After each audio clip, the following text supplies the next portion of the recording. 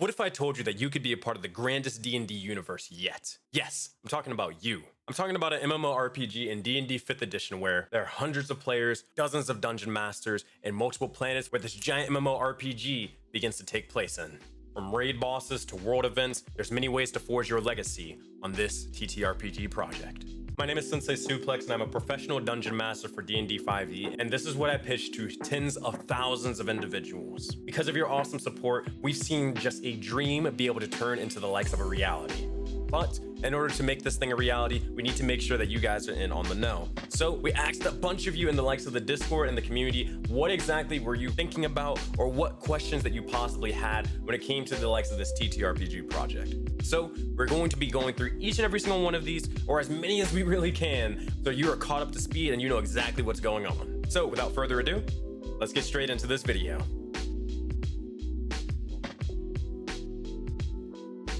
All right, so we got the first question here, and that is coming from Stargazer Soul 12. So they're saying, when any one of us joins a PA game with one of the DMs, or are the races on the World Anvil the only usable races, or are we allowed to use 5e races as well? So essentially, we have a bunch of homebrew races on the World Anvil, and those are free for you guys to pick, but you can also expect any of the 5e races for the most part, with a couple of exceptions that we'll have listed, and you'll be way aware of which ones are allowed and which ones aren't. I think there's only 2, so you don't really have to worry about it too much. Also on top of that, we're thinking about homebrewing our own races from complete scratch, so expect more races in the future, and even subclasses. So the next question is from Joe, and with a lemon right beside them. I see you guys, Lemon Squad. I see y'all.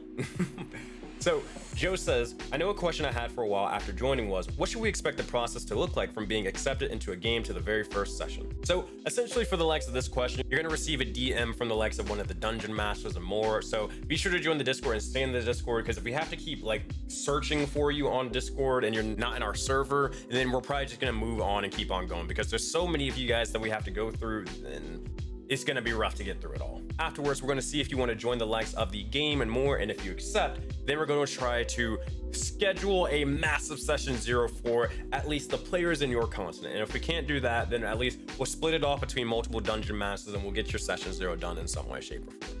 As session 0 is an essential thing that we need to do for every single D&D game. In Project Aurora, this giant West Marches project is not an exception. So the next question is from Cephalon, and I hope I got that name right. If I didn't, I'm so sorry. You can yell at me in the likes of the comments. But Cephalon says, on what levels are the characters gonna play? So this isn't necessarily really decided detail, but we're most likely probably going to play at level 3. If we want to do level 1, then sure, I would love that, because that would be able to give you guys a little bit more growth. But most likely level 3, as that is the most popular sort of starting level and point, and we want to make sure everybody's happy, right? So this is an interesting question. This is from Art of the Wild. They ask, will interplanetary travel affect games on a grand scale? What are some of the different ways the different realms can influence another? So actually, planetary travel is banned, and it's also restricted in lore. Let me explain why. It's not banned necessarily because we as DMs just don't ever want that to happen. It's more so because essentially there is a individual, a god, who is responsible for interplanetary travel, but they are dead and forgotten at the moment. That individual known as Dendar. Now there's a whole entire subplot of people trying to resurrect the likes of this dead god and eventually be able to connect the planets and connect the realms once more. Even though the likes of planets and realms are sort of kind of right now, it doesn't mean that you can't necessarily try, but do so at your own risk, because if you do, then you might possibly cause a rift into the likes of the world and open it up to a plane of existence or a realm that you didn't necessarily intend. No one really wants that. So be careful, my friends. This next question is from the likes of a sad cat, and a sad cat says, how will parties work? Will all of them have the same amount of players, Will some be small and others large? And will we see players leaving parties and joining others? So with the likes of a West Marches, you're going to be signing up for whichever game and party that you want to join into. So for example, you guys may have a quest where you guys decided this yourselves, but you decide to head over towards a giant mountain and go talk to the Dwarven clan, right? And that quest, everybody signs up, and it turns out it's only 4 players that want to go do that. And that's perfectly fine. That session will run with 4 players and we go from there. Or there may be a time where you guys actually want to go and dive and fight into some goblins and everybody's really, really pumped up for combat. So there might be 5 or maybe 6 players. There's most likely going to be a max of 5 players, but it's really up to the DM and how many players they're really willing to run for. So hope that helps you out. Oh, also another thing. Players will be, since they're signing up for the likes of parties, you'll most likely be playing with a plethora of individuals. So you'll get to know pretty fast who all the 25 players are, in a short amount of time, especially if you play pretty frequently. So you get to form a whole bunch of relationships and bonds with other individuals, their characters, the players, and all that sort of great stuff as we get to play D&D together. This next one is from Bronze Senpai. Bronze Senpai says, what is the stance on having players new to D&D? Will there be beginner parties, or will it be mainly for experienced players? Yes, so new players who have never played D&D before, you are more than likely to be able to join. In fact, I love DMing for new players. I would love to be able to prioritize newer players, but there's not really a system to sort of do it. But yes, you are, regardless, you are more than welcome to be able to play in the likes of Project Aurora. Now, in the future, I want to have it where it's more so continents that are specifically tailored for newer players to D&D. So everybody's kind of on that same playing field, right?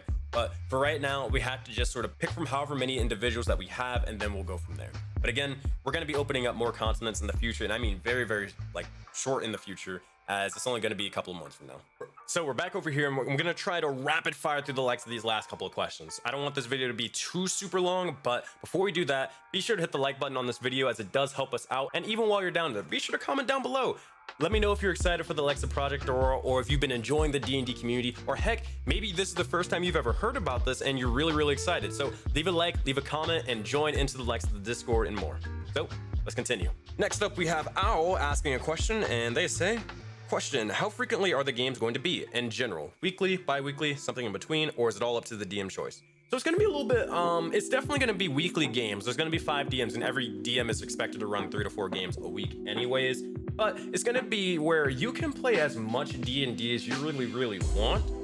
It's really up to your own schedule. Now, obviously be respectful and be courteous to the other players who haven't played yet, but really, you can play as much as you want. Skelethrone says, are evil characters that don't conflict with the party allowed? Meaning characters that have a plan and are willing to cooperate with others, but also are willing to do things that others won't do. Not someone evil just for the sake of evil.